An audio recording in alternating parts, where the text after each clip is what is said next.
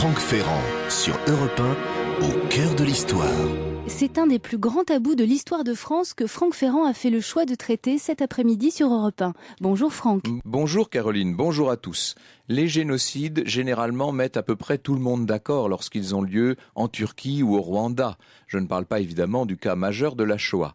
Mais aujourd'hui, c'est d'un génocide perpétré en France que j'aimerais vous parler. Vous avez invité pour le faire un spécialiste très peu consensuel. Oui, le but n'est pas d'être consensuel, mais précis et incontestable. C'est le cas de Reynald Secher, qui le premier a pris le parti, non sans courage, d'identifier la répression contre les Vendéens pendant la Révolution à un véritable génocide. Une position qui, à l'heure où je vous parle, est rejetée par une large majorité du monde universitaire.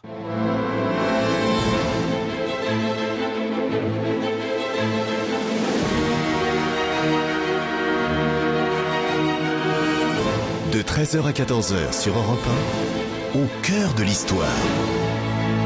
Franck Ferrand. J'ai beau être abonné au sujet qui dérange, je ne crois pas qu'il existe en France de sujet de discorde plus grand entre les historiens que celui des crimes commis en Vendée sous la Révolution par des soldats de la République.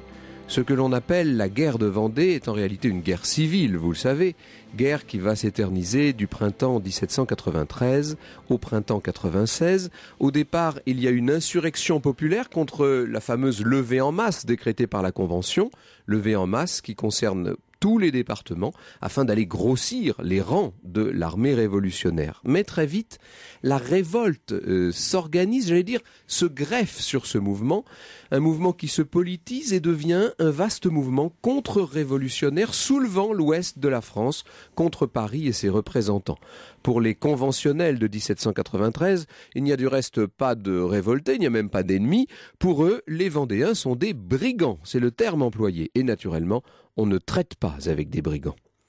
Les termes employés par les conventionnels sont à peine croyables. Plus de 2 siècles après, on n'en revient toujours pas. Je cite: « Ordre est donné aux généraux de la République d'incendier les bois, les taillis et les genêts et de battre les forêts, détruire les repères des rebelles, de couper les récoltes, de saisir les bestiaux, de conduire dans l'intérieur les femmes, les enfants et les vieillards, de faire sonner le tocsin de tous les départements circonvoisins et de faire marcher sur les rebelles tous les citoyens depuis l'âge de 16 ans jusqu'à celui de 60. » Puis, constatant les échecs répétés des soldats républicains, la Convention ordonne, je cite, que les brigands de la Vendée soient exterminés avant la fin du mois d'octobre, j'ai bien lu, exterminés. Car au début, l'armée catholique et royale des gens de l'Ouest, on appelle ces soldats les Blancs par opposition aux Bleus venus de Paris, donc Blancs royalistes contre Bleus républicains, si vous voulez simplifier les choses à l'extrême,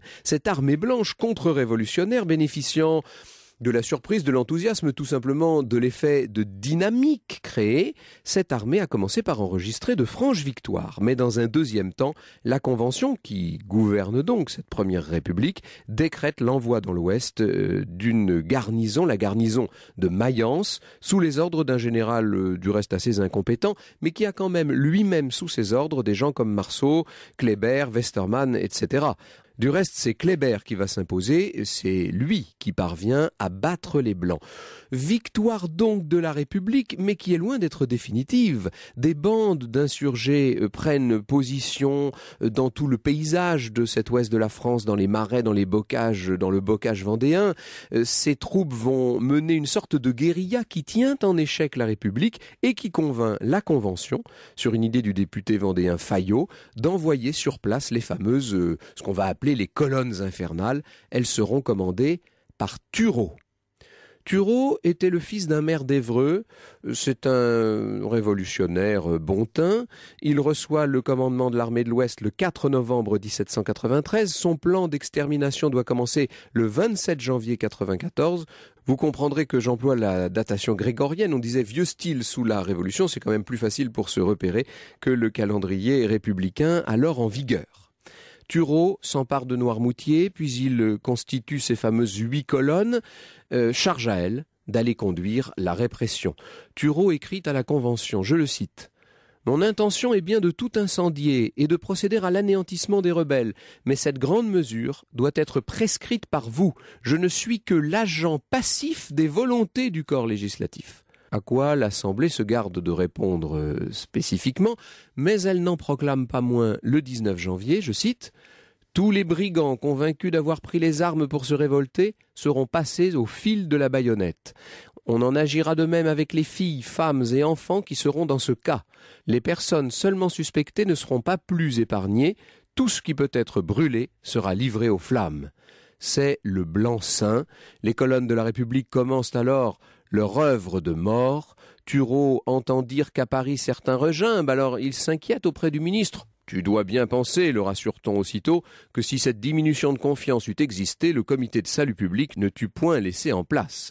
Ce n'est là qu'un encouragement parmi tant d'autres. Vous avez bien compris que c'est un encouragement au massacre. » Franck Ferrand sur Europe 1, au cœur de l'histoire. Et Franck nous parle aujourd'hui d'un sujet très controversé, le génocide vendéen.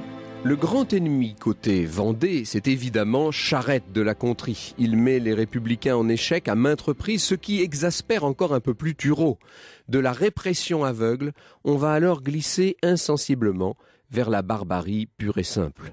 De nombreux villages font les frais de la colère des Bleus, on incendie les églises avec leurs prêtres, on viole les religieuses, non sans leur arracher le cœur et la langue, on éventre les jeunes filles, on tronçonne les mères de famille, non sans faire fondre certaines pour en recueillir la graisse. Vous savez qu'une fois franchi ce genre de limite, nous savons bien, nous qui avons connu toutes les atrocités du XXe siècle, que rien n'est impossible. La litanie de ces atrocités ahurissantes perpétrées contre tous, y compris contre de jeunes enfants, cette liste est trop longue, mais surtout elle est trop choquante pour être dite à ce micro.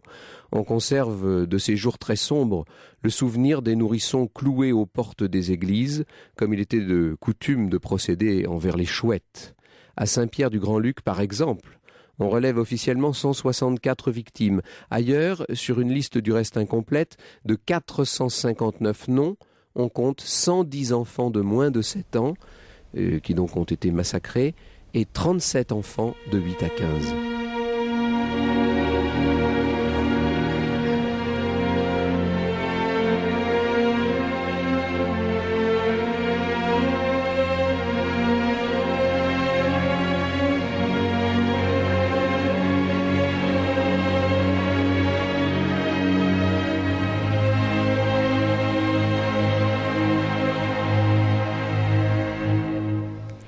L'Adagio pour cordes, composé par Samuel Barber. Franck Ferrand. Et cependant, toutes ces horreurs ne changent rien au rapport de force. Les colonnes infernales de la République sont bel et bien tenues en échec. Le 11 avril 1794, les commissaires depuis Paris adressent à Turreau l'ordre suivant. 80 000 hommes sont avec toi, dont plus de 40 000 en état de combattre, et la Vendée existe toujours. Point de sommeil, point de repos, tant qu'il existera un seul rassemblement de royalistes. Tout, hormis la victoire, t'expose à une responsabilité dont tu dois craindre le danger. Les chefs vendéens, Charette, mais aussi Stofflet, il faudrait entrer dans le détail, nous allons y venir dans un instant. Tous ces chefs continuent de tenir bon face aux soldats républicains, écœurés, on peut le dire, de leur propre violence contre les populations civiles. Plus tard, c'est Hoche qui aura raison des ultimes sursauts de la Vendée, et encore quand je dis qu'il en aura raison, on verra des Chouans se battre jusqu'à l'issue de l'Empire en vérité. Pour le moment, la Convention, sur proposition de Robespierre, destitue l'infâme Turreau. Alors là, évidemment, tout change. Et à partir de ce moment, tous les moyens sont bons pour incriminer celui qu'on considère comme le responsable des dérapages. Mais la défense préparée par Turreau nous en apprend en fait encore davantage sur l'ampleur des massacres et sur la responsabilité des uns et des autres dans cette tuerie incomparable.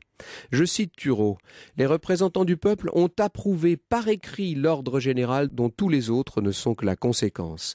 Il est reconnu que dans ces espèces de guerre, les seuls moyens militaires sont insuffisants. On poursuit aujourd'hui les exécuteurs passifs des volontés du gouvernement. » Vous voyez, l'expression est de nouveau très claire. Turreau rappelle même cet ordre écrit par lequel le comité de salut public le menaçait de mort, lui, s'il ne marchait pas sur le champ pour tout exterminer. Ce sont les termes mêmes de la dépêche. Ces horreurs indicibles, il faudra attendre longtemps pour en trouver ne serait-ce que la trace dans les ouvrages d'histoire nationale. Je ne parle même pas là des manuels scolaires. Cette mémoire extrêmement douloureuse, c'est sur place, en pays vendéen et Chouan, qu'il faut aller la chercher. Au début des années 1980, un universitaire d'origine alsacienne, Jean Meyer, prend la mesure de toute cette histoire et de cette mémoire malmenée et il va proposer à l'un de ses étudiants, Reynald Secher, de travailler sur le sujet. Le jeune homme tire sur le fil et déroule toute une pelote. Il va publier en 1985 un ouvrage qui fait grand bruit, j'allais dire un brûlot, mais ce n'est pas tant le contenu du livre qui a fait scandale, finalement, que l'accueil qu'il a reçu. Vendée, venger le génocide franco-français, voilà un livre dont tous les étudiants d'histoire ont entendu parler un jour ou un autre, mais qu'on continue, 35 ans plus tard, à se passer quasiment sous le manteau. Génocide, vous avez bien entendu, le mot est lâché, la polémique est lancée. Reynald Secher est avec nous dans ce studio et avec lui nous allons revenir d'abord sur l'état exact de tout ce qu'on peut savoir, sur les faits. Nous allons reprendre le bilan terrible de ces guerres de Vendée et puis après cela nous verrons sur quelle source il a travaillé, comment il en est venu à employer le terme de génocide. Nous parlerons aussi évidemment de cette mémoire encore très douloureuse, encore très vivace, la mémoire de cette guerre de Vendée. L'histoire sur Europe 1, c'est avec Franck Ferrand. Et Franck Ferrand évoque pour vous la guerre de Vendée cet après-midi, ou devrait-on dire le génocide vendéen, avec Reynald Secher. Bonjour Reynald Secher, merci d'être venu jusqu'ici. Bonjour. Vous êtes arrivé, j'allais dire benoîtement, n'y voyez aucune malice de ma part, avec toute une pile d'albums de bandes dessinées, car vous êtes aussi scénariste de bandes dessinées sur l'histoire de France. Nous y viendrons si vous voulez tout à l'heure. Évidemment, ce n'est pas ce qui vous a rendu si célèbre dans le monde de l'histoire. En fait, vous êtes celui par qui, disons-le, le scandale est arrivé. Parce qu'avant 1985, même si de nombreuses monographies locales existaient sur le sujet, on n'avait jamais osé parler de génocide, évidemment, et on n'avait jamais osé tout simplement dire aux Français ce qui s'était passé pendant ces années 93, 94, 95 en Vendée. Oui, on avait été même plus loin puisque entre 1793, année du commencement de cette extermination programmée et votée au plus haut niveau de l'État, jusqu'en 1983, année où j'ai commencé à réfléchir sur le génocide franco-français, la Vendée-Venger, personne en France, y compris à l'université, n'avait réfléchi sur la nature de la répression en Vendée par la République de la Convention. Il faut que vous expliquiez ce terme Vendée-Venger. Oui, alors si vous voulez, ça fait partie d'une mécanique qui est assez surprenante. Tout à l'heure, vous parliez de l'extermination. Cette extermination a été conçue au plus haut niveau de l'État puisqu'elle est mise en œuvre le jour même de la nomination de Robespierre au sein du Comité de salut public le 27 juillet 1793. Et on va voter deux lois. La première loi que vous citiez tout à l'heure partiellement, qui date du 1er août 1793, qui prescrit trois choses. Premièrement, on va diviser la population en deux groupes. On va déporter une partie de cette population. Cette partie est composée des femmes, des enfants et des vieillards. On la déporte. C'est le vocabulaire utilisé. Vous voyez, c'est un vocabulaire très 20e siècle, oui, très moderne. Ça fait penser à d'autres moments de l'histoire, évidemment. Et tous ceux qui restent sur le territoire de la Vendée militaire, ce territoire qui est compris entre Paimboeuf, Angers, Thouars, Niort et les Sables-d'Olonne, c'est-à-dire grosso modo 770 communes, soit 815 000 habitants, est destiné à être exterminé. Et la deuxième chose que l'on fait, c'est la politique de la terre brûlée. On décide de détruire systématiquement l'habitat et bien entendu la production, les forêts, etc. Et très rapidement, on va se rendre compte, mais on va l'expliciter un peu plus tard, que cette mesure, elle n'est pas réalisable. Et on va voter le 1er octobre 1793 13 un complément et on va prescrire l'extermination de tous les brigands vendéens, femmes, enfants, etc., résidant en Vendée militaire. Et vous verrez d'ailleurs par la suite que ça concerne tous les Vendéens résidant sur le territoire de la République française afin d'éradiquer cette race impure.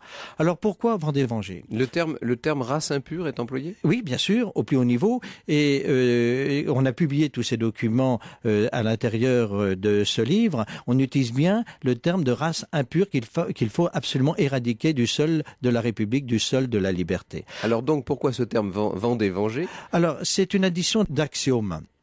On part du principe que dans la rationalité ambiante, un homme rationnel ne peut pas imaginer l'insurrection. Et s'il s'insurge, ça n'est pas un homme. Et donc, on va l'animaliser. Et bien entendu, un animal ne peut plus être propriétaire de biens. D'où la loi d'ailleurs du 1er août qui prescrit la nationalisation de tous les biens des Vendéens. Ça veut dire les Vendéens ne sont plus propriétaires de quelque bien que ce soit. Et puis, s'il n'y a plus d'habitants, s'il n'y a plus de biens, il n'y a plus de territoire. Et c'est pour ça que symboliquement, on va arracher à la Vendée son nom de Vendée pour lui en substituer un nouveau, venger, qui n'a pas le sens que l'on pourrait sous-entendre à l'heure actuelle. La vengeance, c'est dans le sens, il s'agit de régénérer par le massacre systématique de la population. Et c'est pour ça d'ailleurs que la guillotine s'appelle la vengeresse du peuple et que le bourreau s'appelle le vengeur du peuple. Parce que en exécutant la victime, eh bien le sang qui jaillit permet la naissance de l'homme nouveau. Mais ce qu'on a du mal à comprendre, et on va venir évidemment à tous les chiffres, etc. dans un instant, ce qu'on a du mal à comprendre, c'est que les personnes, les membres de la Convention qui prennent ce genre de décision, et même un certain nombre des membres du Comité de salut public, l'organe exécutif du pouvoir, sont de bons bourgeois relativement présentables, si je puis dire. Ce ne sont pas... On aurait tendance à penser que des décisions aussi violentes seraient prises par des sortes de bourreaux, Et en fait, ce sont des gens qui, par ailleurs, prennent des décisions qui peuvent être considérées comme très rationnelles et même, pour certaines d'entre elles, mesurées. Que s'est-il passé à propos spécialement de l'Ouest de la France ? Alors, en fait, l'Ouest, je vais vous choquer en vous disant ça, c'est une expérience. Il s'agit bien en France de créer l'homme nouveau. C'est un concept très révolutionnaire. Nous retrouvons ce même concept chez Lénine, chez Staline, chez Hitler, chez Pol Pot, etc. Il s'agit de créer l'homme nouveau. Et pour créer l'homme nouveau, il faut éliminer l'homme ancien. Alors, soit on le convertit, soit on l'élimine. Et lorsque vous avez tout un peuple, tout un groupe humain qui s'insurge et qui défend justement l'homme ancien, du moins ce qu'on voit comme homme ancien, eh bien, il n'y a pas d'autre solution que de l'exterminer, que je reprends la formule officielle de l'époque, que de l'éradiquer, et on parle de la race impure. Et je rappelle toujours, et Babeuf l'a très bien vu dans son livre sur le système de dépopulation. On va venir tout à l'heure à Gracchus Babeuf. La Vendée est un laboratoire. Et si ce laboratoire avait réussi, on allait étendre cette expérience à d'autres régions, comme le Pays Basque, comme la Bretagne, etc. Et lorsque Solzhenitsyn est venu pour le bicentenaire de la Vendée en 1993, oui. Il a très bien senti toutes ces nuances. Et en établissant le rapport qu'il y avait entre la chute de Robespierre le 27 juillet 1794 et justement la non-chute de Lénine, qui va se traduire par cette tragédie dans le prolongement de l'expérience Staline, Hitler, etc. La grande question est donc de savoir si tout ça a été entièrement prémédité ou si les circonstances ont favorisé la violence. On ne parle pas du tout de la même chose, évidemment. S'il s'agit de combats qui mènent à certains débordements, on a envie de dire que c'est malheureusement le lot de la plupart des guerres, et notamment, bien sûr, des guerres civiles qui sont toujours les plus violentes.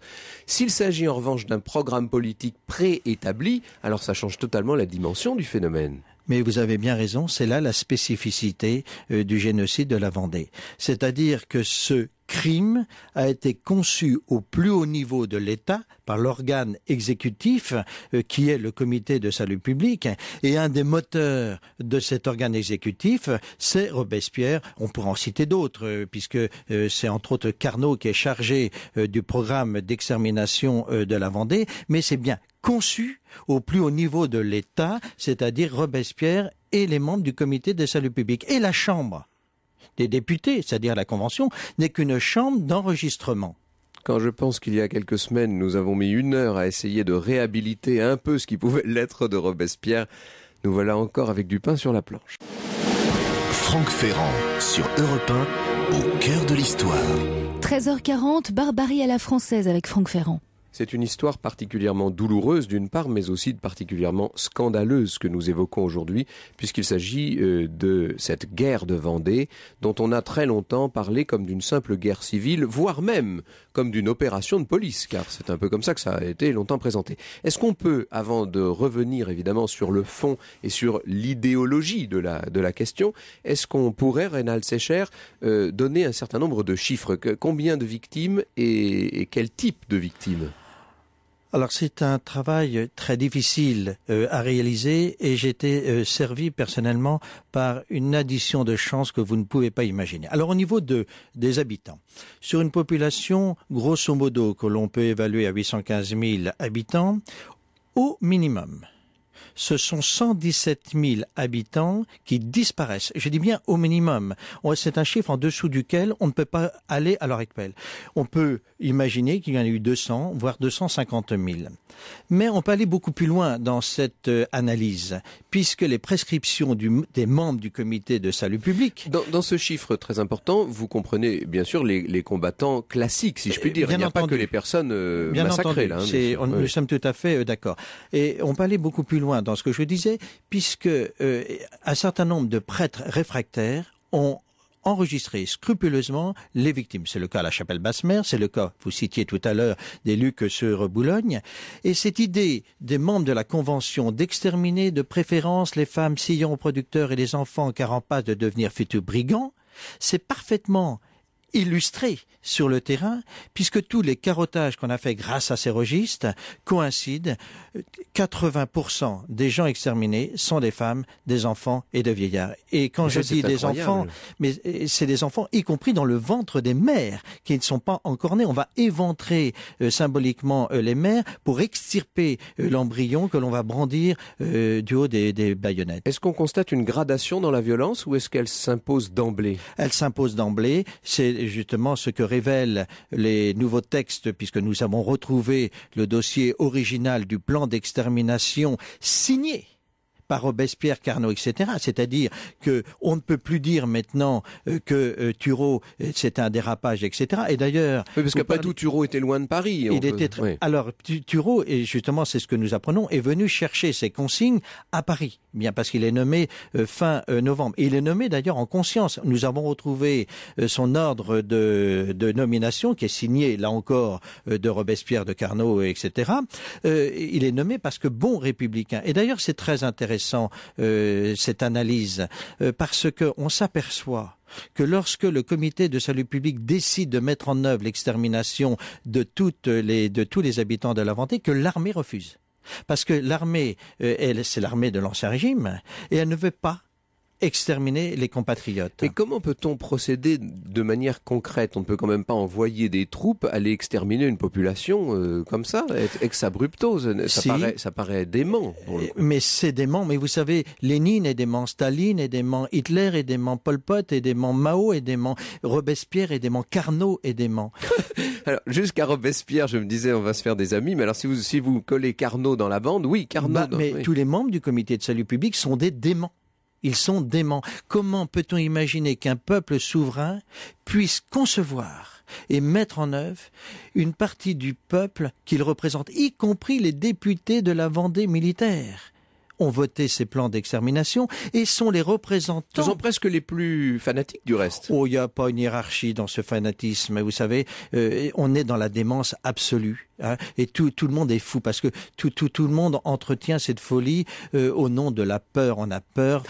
Comment expliquez-vous qu'il n'y ait pas eu, puisqu'après tout, les soldats, nous dites-vous, sur le terrain, ont du mal à appliquer des consignes aussi aberrantes? Comment se fait-il qu'il n'y ait pas eu davantage de refus d'exécuter les ordres? Eh bien, c'est justement il y a beaucoup de refus. Il y a les généraux qui refusent et on les prend un par un en les obligeant à aller sur le terrain. Et lorsqu'ils refusent, eh bien on les guillotine, on les élimine. Ce sont eux les véritables héros. Et puis il y a un certain nombre de régiments qui ont refusé, qui ont basculé du côté de Vendéens parce qu'ils ne peuvent pas accepter d'exterminer leurs frères. On est dans l'ordre de l'impensable. Ces héros, ce sont ceux qui disent non. Est-ce qu'il y a en face, du côté des armées catholiques et royales, des armées vendéennes, des exactions également et des brutalités, des violences qui n'ont rien à voir avec les principes de la guerre? Alors, nous n'avons qu'un seul exemple de brutalité, c'est l'affaire de Machecoul, que l'on maîtrise parfaitement, mais l'affaire de Machecoul se situe dans l'horreur qui s'est commise quelques jours plus tôt à Pornic, où il y a eu un massacre de Blancs dans des conditions épouvantable. Et il y a cette simple réaction, on a ce simple exemple, les gens n'en peuvent plus et ils vont massacrer une centaine de Bleus. C'est atroce, hein, mais c'est le seul cas d'exaction commise, collective, commise à notre connaissance par les Blancs. Comment se fait-il qu'il ait fallu tant de temps pour que ça sorte, presque 2 siècles? Est-ce que vous parleriez d'une occultation délibérée ou est-ce qu'on ne voulait simplement pas voir? C'est ce que j'appelle le mémoricide. C'est-à-dire que, en même temps que l'on commet cet acte de génocide, on inscrit dans l'acte de mémoricide. Je vous prends un exemple précis. Lorsque la virée de Galerne commence le 18 octobre 1793, alors on met en œuvre le plan d'extermination et les populations de la Vendée sont fracassées et elles sont tellement terrorisées qu'elles se disent il faut sortir de cet enfer. Et sortir de cet enfer, la seule solution, c'est de traverser la Loire et aller essayer de se réfugier dans une terre plus pacifique, en l'occurrence la Bretagne. Et lorsque on traverse la Loire, le 18 octobre, les troupes vendéennes ont 5000 Bleus prisonniers. Et le général des Vendéens, Bonchamp, est agonisant, moribond. Il va mourir quelques heures plus tard. Il sollicite la grâce des prisonniers. Et on va les gracier. Et lorsque les membres du comité de salut public vont apprendre cela, ils vont hurler en disant ce n'est pas possible que de porter cela à la connaissance du grand public parce que nous sommes en train de les exterminer. Donc on va faire 2 choses.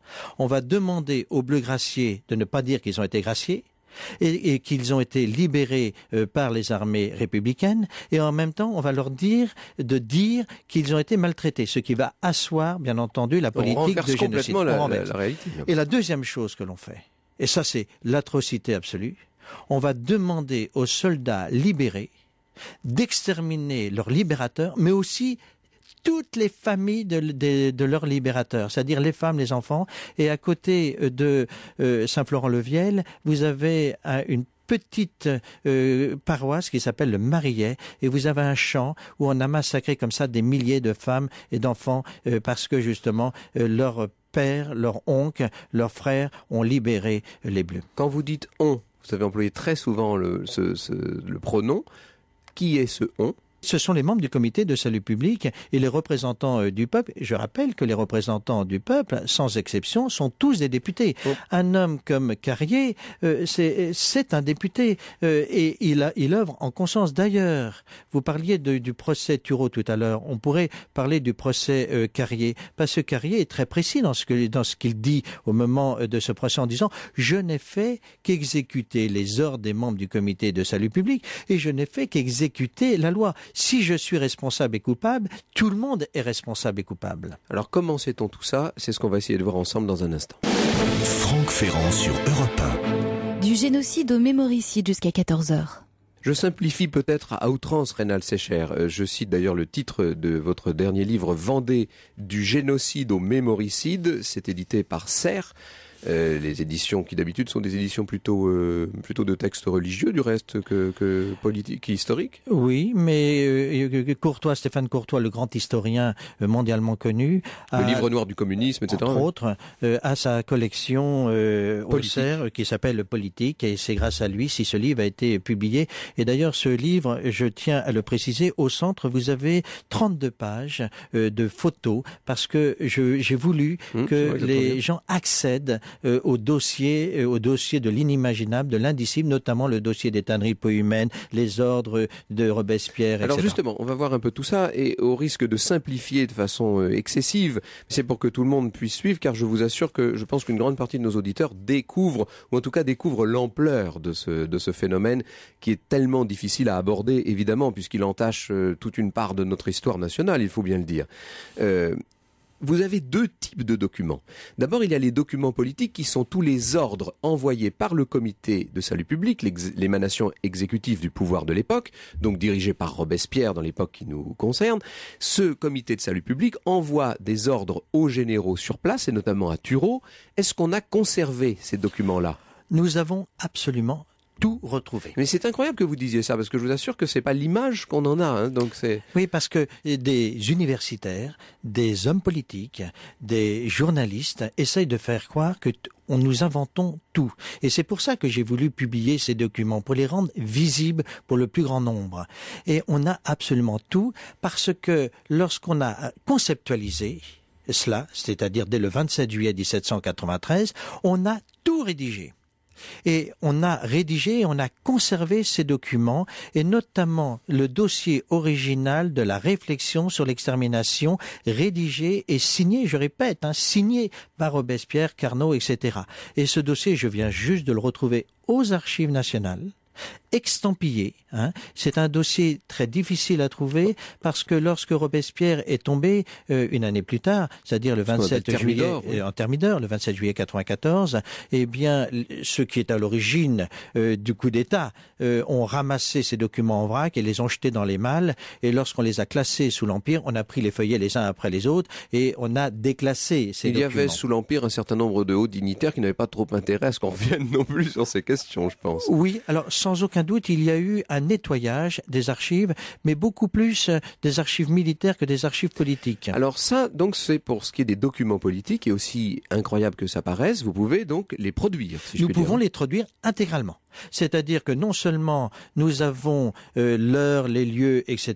De la mise en œuvre du plan d'extermination, mais nous avons conservé tous ces documents. Nous en publions d'ailleurs une bonne partie. Et puis il y a d'autres archives qui sont des archives plus privées, qui sont les archives de la guerre elle-même, que vous êtes allé, vous avez commencé par ça, si je puis dire. Oui, alors lorsque Jean Meyer a commencé à imaginer que l'on puisse faire une thèse sur... Jean Meyer qui venait d'Alsace, donc il était assez libre. Et qui est le spécialiste de la noblesse bretonne. Lorsqu'il avait imaginé que l'on puisse faire ce travail, il s'est heurté à ce que tout le monde disait à l'époque, on ne pouvait pas faire un travail sur la Vendée faute de documents. Et c'est pour ça d'ailleurs qu'il m'a demandé de travailler sur un carottage, qui est la chapelle Basse-Mer, pour voir s'il existait des archives. Et là, j'ai découvert effectivement qu'il existait un nombre incroyable d'archives privées de nature religieuse ou laïque d'ailleurs. Et puis il existe aussi des documents imprimés, et je pense à cet ouvrage du système de dépopulation ou la vie et les crimes de Carrier, et c'est signé d'un certain Gracchus Babeuf, grand révolutionnaire qui est un peu à l'origine de la pensée communiste, si on peut dire, à grands traits. Alors c'est un texte que j'ai trouvé après la parution de ma thèse en 1986. Et c'est un texte qui est d'une modernité incroyable, et Lemkin, sans le savoir d'ailleurs, va reprendre la problématique de Babeuf. Alors Gracchus Babeuf, c'est le père du communisme, etc. Et Gracchus Babeuf est sidéré du crime contre l'humanité, je reprends sa terminologie, vous voyez, c'est lui qui emploie ce terme. C'est lui qui l'emploie, commis à l'encontre des Vendéens. Et il se dit, mais comment est-ce qu'un peuple souverain, notamment Robespierre, et il a raison, c'est bien Robespierre et Carnot qui ont mis ça en œuvre, ont-ils pu imaginer exterminer une partie du peuple qu'ils représentent? Et donc il dénonce ce crime contre l'humanité, et très tôt, il se dit, mais comment puis-je dénommer ce crime, parce qu'il n'y a pas de vocabulaire pour cela. Et il va créer ce mot de populicide. Et d'ailleurs... Alors justement, est-ce qu'il n'est pas plus juste ce mot de populicide que celui de génocide, puisque ça n'est pas un peuple, ça n'est pas une dimension ethnique qui a été attaquée là, c'est bien une portion territoriale du peuple français. Alors, c'est si vous allez travailler par rapport à la racine. Mais vous avez une définition juridique du crime de génocide. Alors, c'est un mot qui a été créé tardivement, en 1943, par un juriste polonais qui s'appelle Lemkin, et on va lui donner une définition juridique. C'est un crime contre l'humanité, et en fait, vous avez 3 crimes de génocide. Vous avez la conception, où est la réalisation, où est la complicité dans la réalisation et la conception de l'extermination partielle ou totale d'un groupe humain de type ethnique ou racial ou politique ou religieux. Est-ce qu'en Vendée, il y a une conception? Ben oui, vous avez les lois. Donc, ça y est, il y a un crime de génocide. Est-ce que vous avez une réalisation? Ben oui, vous avez Turreau, je prends cet exemple, et les colonnes infernales. Mais vous avez aussi la complicité dans la conception, puisque ça a été voté, et la complicité dans la réalisation. Est-ce que les Vendéens constituent un groupe humain? Ben évidemment, par nature. De type ethnique, non. De type racial, non. Mais politique et religieux, oui. Donc, en Vendée, nous avons bien affaire à un crime de génocide. Est-ce que pour autant il faudrait le voir reconnu par l'Assemblée? Alors, ce n'est pas mon problème à moi. Vous me rassurez entre nous. Oui, moi je suis un historien. Hein. Je ne fais que raconter il faut bien distinguer faits. Histoire et mémoire, c'est là-dessus que je voulais Par contre, en tant que citoyen, je suis scandalisé que dans notre arsenal juridique, nous ayons toujours les lois du 1er août et du 1er octobre 1793 qui n'aient pas été abrogées. Et je crois que symboliquement, il serait de l'honneur de notre démocratie au moins de les abroger. D'ailleurs, c'est ce que dit William Goldnadel dans son introduction. Comment le pays des droits de l'homme, ce pays qui est une référence mondiale, ce pays qui sollicite les Turcs pour qu'ils reconnaissent le génocide des Arméniens, peut-il accepter d'avoir dans son arsenal juridique des lois de nature génocidaire? Merci beaucoup Reynald Secher. Vendée du génocide au mémoricide, c'est édité par Serre dans la collection politique. Et puis donc, je signale de façon beaucoup plus légère ces albums, très bien faits du reste, très très beaux albums d'histoire de France en bande dessinée, dont vous êtes le scénariste avec un certain nombre de dessinateurs. Et c'est édité par vous-même. Reynald Secher Édition. Et là aussi, parce que je dénonce le fait qu'on ait retiré la chronologie et qu'on ait en France qu'une histoire thématique qui pour moi est une lecture globale de l'histoire. Je ne serais pas surpris que cette émission fasse un peu de remous et donc nous aurons peut-être à reparler ensemble de tout ça. Merci Reynald Secher d'être venu nous rencontrer. Merci.